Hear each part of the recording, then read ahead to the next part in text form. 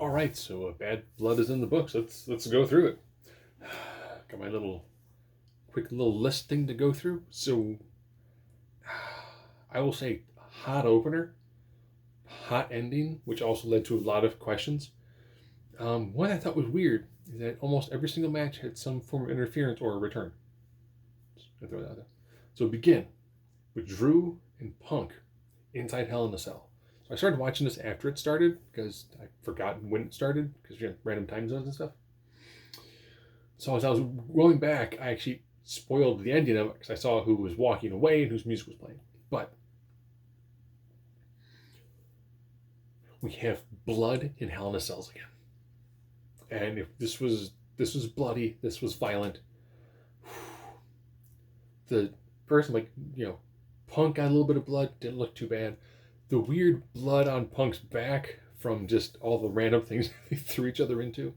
And then looking at Drew's back, probably from the being slammed repeatedly into the underside of a table. And then, when Drew came up as the Crimson Mask, and I'm like, he's dribbling. Like, oh. And then they did a spot, the ref took the cold rag, because blood's pouring down his face. Not like Eddie Guerrero JBL. Boy, blood just cold towel on his face, wipe it up. Also help kind of, do a little bit of vasoconstriction to kind of slow down the blood flow a little bit. I'm like, some of the spots, I mean, taking like the white noise onto the steel steps, the suplex from the apron to a table on the outside while there's constriction of the cage. I mean, there's inches of space before I was like, okay, and now I'm going to grade your arm across the cage as we're going down for the suplex.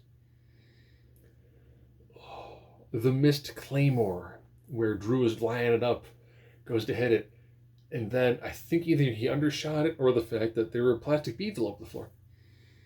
He landed like just his tailbone on the steel steps, and I was like, that's horrible. But the absolute finish of CM Punk stuffing Drew McIntyre's mouth full of bracelet beads he used for a bracelet, and then in a GTS with a leg wrapped in a steel chain. I was like, when it was done, I was like, man, who do you put in the come down spot after this? Nia Jax and Bayley. Decent match. I mean, they've had better ones. It's hard. You can tell the crowd was beat. The crowd needs to kind of get back into it. With the crowd not caring about who's in the ring, constantly chanting Tiffy time. And then when Tiffany Stratton came down to do the interference, which allowed Nia to retain, I was like, okay, it makes sense. Keeps that storyline moving. I'm fine with that. Decent match. They've had better ones. There's also in a spot where the crowd was just, how's it going? My sanguineous rage has been sated. And I was like, this is a good match. They've had better, but they fought a lot. And it continues the story, so no complaints there. Then we go into Damian Priest and Finn Balor. Typical Judgment Day match, where Damian's getting the upper hand on Finn. Finn uses, speed and heel chicanery to make a comeback. Judgment Day gets involved and to help as much. So, Damian Priest got the victory over Finn. Okay. Also did a good job, too, of beating up everyone else for Judgment Day so that no one else could help the next match. Which, of course, was Rhea Ripley and Liv Morgan. But before then, we had a discussion about the Crown Point Championship, which ended up involving Gunther, Goldberg, and Sami Zayn. Not three names I thought we would discuss at the same time. Pull apart brawl? Okay. Keeps the storyline going and moves things forward for whatever new random thing they'll do at Crown Jewel next month. Okay. I almost would rather have done the Drew McIntyre.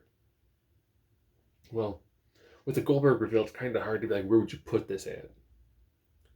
Because after a Goldberg reveal and a bit with that, it'd be kind of hard to be like, okay, now here's your calm down spot to do something else. But you know, I mean, I was like, okay, interesting.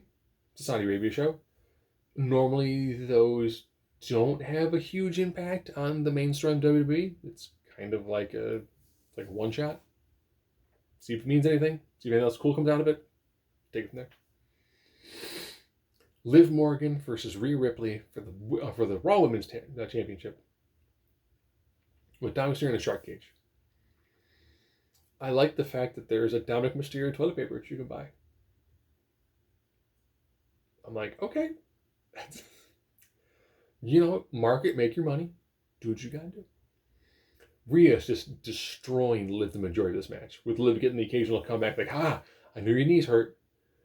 The fact that Dominic got himself out of the cage, well, he opened the cage and then got out by getting his foot caught in a chain and just dangled there. And I'm like, oh, dummy pinata. Which Rhea did. So this goes ref, I gotta take care of some things. And walks out there with the kendo stick and starts beating him. And I'm like, Michael, like, I wonder when candy's gonna pour out of him. And I'm like, oh. And then Raquel Gonzalez comes down and attacks Rhea. And I'm like, wait. We had Tiffany come down in the second match. I was glad no one came down in the Hell in a Cell, because it's a cage. You shouldn't interfere in a cage match.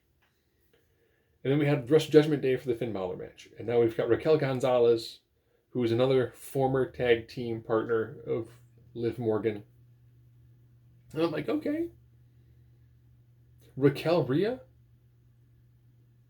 Sign me up, I'll take it. Liv Morgan having Gonzalez as a heavy, I'll take it. Cool. Let's try to make this run take a little bit longer. I mean, I'm for it. I like what they're doing. There's definitely more. There's not a lot more meat on this bone before they've exhausted it.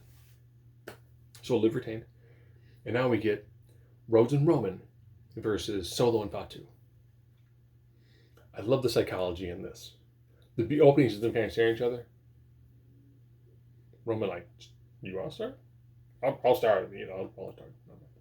You gonna start? Oh, you're the champ. You got it. All right, fine. You do your thing.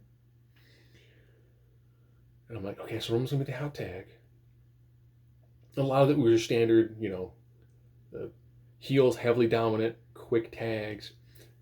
Cody can't get the tag. You see Cody's gonna go for the tag, but Jacob's on the outside of the ring, pulls Roman down.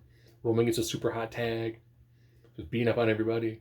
The Tongans come down, and then there's some dude in a hoodie and a bandana, and it's Jimmy, and Jimmy lays out the Tongans, which then allows Roman to get the victory. And I was like, all right, cool, Jimmy's back. All right, Jimmy and Roman hug it out in the ring. I'm like, okay, cool, I'm cool with this. They leave the ring. Now the Tongans and Fatu and Solo are beating up on Cody, and Jimmy's like, I'll follow your lead, man. You so you can help him out. Gets in the ring, beats him down. Runs the bloodline off. I'm like, all right, cool, here we go. Where's the logo in the corner? Well, more stuff happened, don't we? If you smell what the Rock is cooking, Final Boss comes back. And he just kind of stands there, does the eyebrow, points up and does the 1. And then he goes 2, 3, and then it's like a throat cut. And he's like, what does that mean? It's like, well, that means as we're heading into War Games, you kind of have Jimmy, Jay, Cody, and Roman on one side, the Tongan, Solo, and Fatu on the other, and the Rock is somewhere in between. I was like, what if you were to have a team of Roman, Rock, and the Usos versus Solo, Fatu, and the Tongans? And it's then when Rock turns on them, leading up to Rock and Roman, as well as Rock and Cody. And I was like, man, would you have Cody lose the title to The Rock at night 1 of WrestleMania? And then night 2, it's The Rock and Roman. Just throwing that out there. I was like, man, there's been no downtime with it, except for the fact that now, Cody's in the ring, and Cody is now, the champion, who is easily the third most important person in the 4 people who are there. Sorry, Jimmy. But it's okay, Jimmy. One is The Rock, one is Roman Reigns, the other one is Cody Rhodes. It's like, you're okay. Like, it's fine. You can be number 4 in that group, and you're amazing. Don't worry. But man, Triple H right now it's like, well, this is the B pay-per-view. You know B pay-per-views anymore? What? No. But this is one of those people kind of skip. Oh, if you skip this, you're gonna be like, what I miss? What? That's what you missed, man. You skipped. You left. This is what happened.